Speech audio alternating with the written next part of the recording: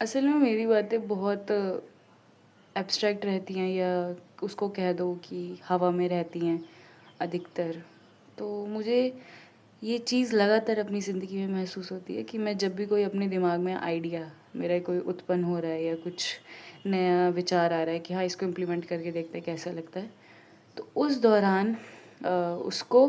Ground reality में रखने के लिए कि कैसा वो ग्राउंड रियलिटी पे लगेगा, असल ज़िंदगी में उसको इम्प्लीमेंट किया जाए तो वो लोगों को कैसे असर करेगा और किन लोगों को करेगा, किस तरह करेगा और क्या उन लोगों को सच में उस चीज़ की ज़रूरत है या नहीं। तो ये चीज़ सोचते सोचते मेरा दिमाग उस दायरे में बढ़ा कि मेरा इंटेंट क्या है, मेरे जितने भी टॉपिक में मैं वीडियो बना रही हूँ, जितने भी मेरे रिसर्च इंटरेस्ट है या रिसर्च इंटरेस्ट के अलावा जो मेरी आम ज़िंदगी में इंटरेस्ट है, उसका बनाने का मेरा पर्पस क्या है, मैं किस इंटेंशन से बना रही हूँ, मैं आगे वालों को क्या इंटेंशन प्रोवाइड करना चाहती हूँ जिसके थ्रू वो मेरी चीज़ों को समझे या वो मेरी चीज़ों को देखकर खुद से अगर वो रिलेटेबल या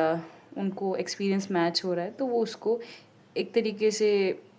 मे बी अगर वो फॉलो करना चाहें करें, नहीं करना चाहे ना करें, बट एक सेंस ऑफ कम्युनिटी वहाँ पे बिल्डअप हो रही है।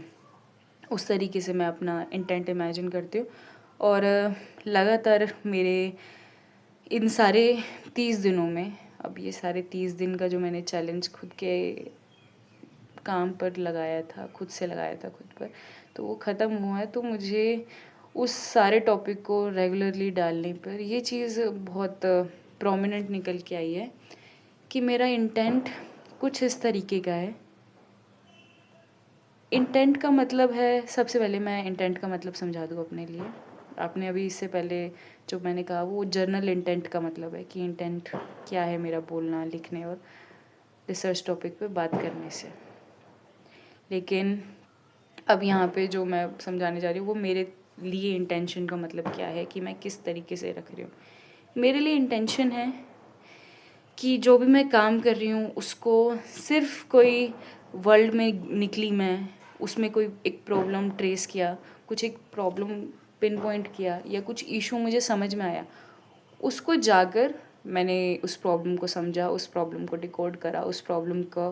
के बारे में थोड़ा जांच पड़ताल की, एक्सप्लेनेशन देखी, डिस्क्रिप्शन खुद बनाया, खुद पढ़ा, वो सब कुछ किया। तो वो एक बाहर के वर्ल्ड की मैं सवाल लेके आई जो मुझे फील्ड में रह के समझ में आया, उसका जवाब दिया, टॉपिक उठाए, रिसर्च उठाया,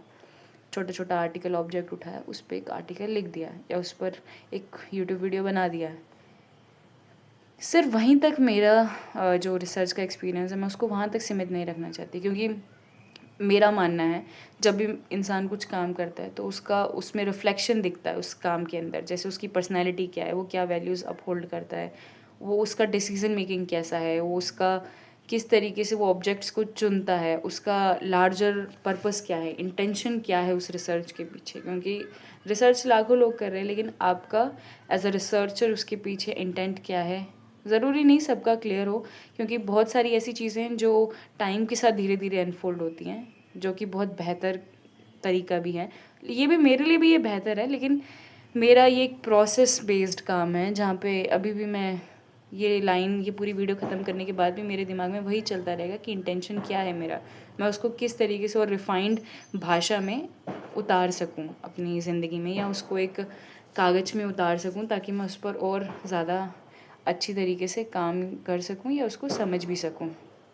तो जो भी मैं काम कर रही हूँ उसमें मेरी वैल्यूज़ रिफ्लेक्ट हों, या किस तरीके से जो मेरा काम है उसमें मेरी झलक दिखे, या इट्स सॉर्ट ऑफ मेरा एक एक्सटेंशन बना है वो काम, क्योंकि मैंने उसमें पूरा मेहनत लगा के पूरा अपने आप को, अपनी बॉडी को, जिस तरीके से मैं बोलती हूँ बार बार कि मेथड में किस तरीके से मेथड एक रिसर्चर की बॉडी भी बन सकती है, कि वो इंसान रिसर्चर उस जगह पर है तो वो किस तरीके से लोग उसके साथ इंटरेक्ट कर रहे हैं और ऑब्जेक्ट इंटरेक्ट कर रही हैं, वो भी एक रिसर्च का पार्ट हो सकता है। तो रिसर्चर की बॉडी इंटरेक्ट कर रही है वहाँ पे, तो बॉडी एज मेथड में मेरा इंटरेस्ट है। तो वहीं से चीज़ें निकल के आती है कि क्या मेरी बॉडी का प्लेसमेंट है या क्या मेरी बॉडी की जगह है उस रिसर्च वर्क में। तो ये सारे सवाल मुझे बहुत इंटरेस्ट देते हैं, तो वहीं से मुझे एक शुरुआत मिली मेरे जीवन के पिछले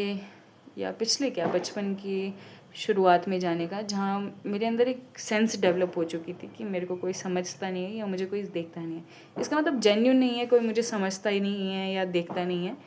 ये बहुत फ़िलॉसफिकल टर्म्स में मैं इसकी बात कर रही हूँ। क्योंकि अगर मैं स्कूल की बात करूँ, स्कूल में मुझे सब देख रहे थे, मुझे मार्क्स अच्छे से मिल रहे थे, मुझसे सब टीचर पूछ रहे हैं या मुझे बता रहे हैं, मेरे दोस्त हैं, सब कुछ है। घर पे मेरे दोस्त हैं, मुझसे बात करने वाले लोग हैं, मेरी बात सुनने वाले लोग भी हैं। लेकिन फिर ऐसा क्या चीज़ हो गया कि मुझे फिर भी एक नीड महसूस हुई कि मेरी कोई सुनता नहीं है या मुझे कोई देख नहीं पाता या मुझे कोई समझ नहीं पाता।